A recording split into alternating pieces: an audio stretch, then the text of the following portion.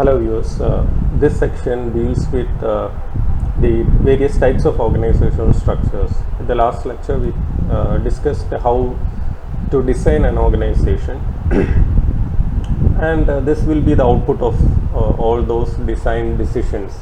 Now when organizations usually start, they start very small, and when they start very small you have only few people, and most of the organization follow a very simple structure which is characterized by low departmentalization. Why? Because the organization is so small. Suppose if it is a startup with 5 employees doing some software coding, you cannot have departmentalization. Everyone will be doing every kind of jobs.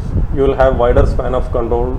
Suppose you grow, you have a bigger project, you recruit 15 people, so and yeah, there will be one person who will be handling all, so you will have a wider span of control. Authority will be in the hands of the founder, and there will be little formalization because the organization is very small. Right. When the organization grows in size, you can see that there will be a compulsion to create departments. Why? Because you need more control over the functions. You may have to make sure that all the important managerial organizational functions like operations, marketing, HR, they are all done properly.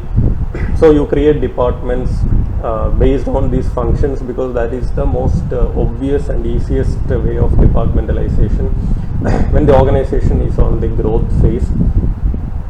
So depending on the various factors like the nature of the industry, nature of the products or services, you look at creating departments. But most of the time what we have seen is that as the organization grows, you adopt a functional structure. So again, functional structure is a traditional design. You will see it in most of the organizations where departments are created based on the functions.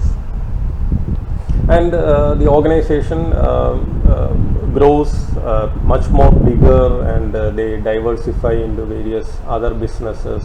They will have multiple products, multiple geographies. They will operate in various industries.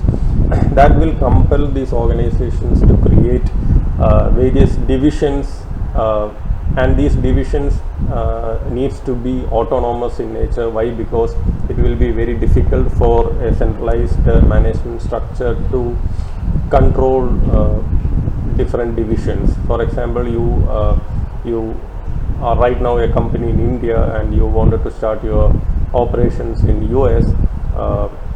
That will be a separate division, and that has to be a separate division, and there has to be a person in charge of the US operations. Why? Because geographically that is a totally different market. Or you are having you are doing a business like, say, you are a computer hardware company and you are venturing into another industry like software. You need to create a separate division, because you cannot manage the software division in the same way that you manage a